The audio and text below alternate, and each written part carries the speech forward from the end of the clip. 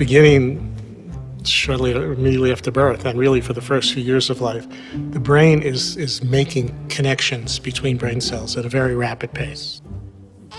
Every second, the brain is making between 700 and 1,000 new connections among brain cells every second. Okay, so that is taking in all kinds of experiences, physical interactions, kind of baby sensations, how a baby is processing what's going on, what a baby hears, what a baby sees, the physical contact, all of that is making connections. You could think about the baby's brain as kind of like old Paris, where there were a million little tiny streets all wiggling around in different directions. So in the baby's brain, there's many, many different routes and possible connections from one neuron, one nerve cell to another nerve cell. What happens in development is that those pathways that are used a lot get maintained and strengthened, and the ones that aren't used just sort of disappear. So the adult brain looks much more like Paris after Monsieur Haussmann had tidied it up. So there's big boulevards, big straight roads that go from one place to another very quickly and very straightforwardly, but you don't have the kind of little side paths that you have in the baby's brain.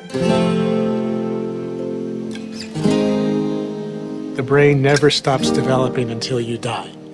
If you're 100 years old and you learn something that you didn't know before, your brain makes new connections if you remember it the next day, right?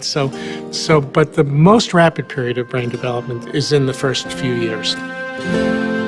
But because it's so rapid and because it builds the foundation, that's why it's so important, because everything that follows has to build on that foundation made in the first few years. So if you have a house that has a weak foundation or poor wiring in the beginning, and then you want to remodel, so you bring in a contractor, kind of looks at the house and says, you know, this house wasn't built very well. When we open up the walls, maybe we're going to find bad wiring. I think there's a crack in the foundation. I think you're better off just tearing the house down and starting over. And people do that. They tell you you'll get a better house, and it actually will cost you less if you start over. Well, you can't do that with a brain. You can't kind of tear it down. You can't start over. So you have to work with what's been built in the beginning. You don't build the roof before you build the foundation. So that's the way the brain works. It builds basic circuits for simple skills first. It builds more complex circuits for more complex skills later. Different things come in at a very predictable time, just like you would plan the sequence of building a house.